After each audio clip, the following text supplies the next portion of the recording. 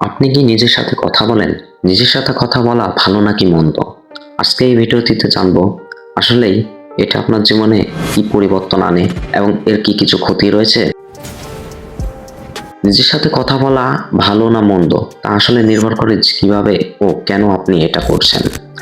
এখানে কিছু দৃষ্টিকোণ দেওয়া হলো যা থেকে আপনি সিদ্ধান্ত নিতে পারবেন। এর কিছু ভালো দিক। নাম্বার ১, চিন্তা পরিষ্কার করা। অনেক সময় আমরা মাথায় অনেক চিন্তা ঘুরতে দেখি। নিজের সাথে আলোচনা করলে সেগুলো গুছিয়ে নেওয়া সহজ হয়। নাম্বার ২, সমস্যার সমাধান। যখন কোনো সমস্যা বা সিদ্ধান্তে দ্বিধায় পড়েন, নিজের সাথে কথা বলে আপনি অনেক কিছু পরিষ্কারভাবে বুঝতে পারেন এবং সিদ্ধান্ত নিতে সহজ হয়। নাম্বার ৩, আত্মবিশ্বাস। নিজের সাথে কথা বললে আপনি আপনার অভ্যন্তরীণ ভয় বা দ্বিধা কাটিয়ে উঠে আরো আত্মবিশ্বাস হতে পারেন। নাম্বার ৪, মনের শান্তি। মানসিক চাপ কমানোর জন্য নিজেকে সময় দেওয়ার ক্ষেত্রে এটা কার্যকর হতে পারে।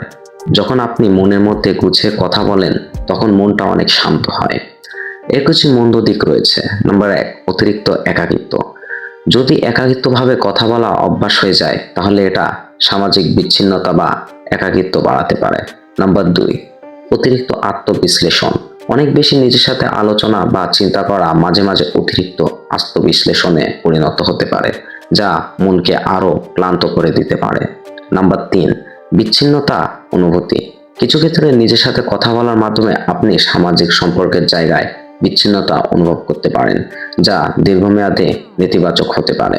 নিজের সাথে কথা বলা ভালো হতে পারে যদি এটি আপনার সমস্যার সমাধানে সাহায্য করে বা মানসিক শান্তি এনে দেয়। তবে অতিরিক্ত একাকিত্ব বা অতিরিক্ত আত্মবিশ্লেষণ এড়িয়ে চলা উচিত, যেন এটি আপনার জীবনকে নেতিবাচকভাবে প্রভাবিত না করে।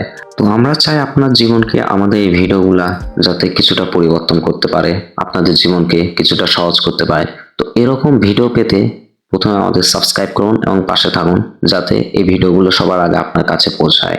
আল্লাহ হাফেজ।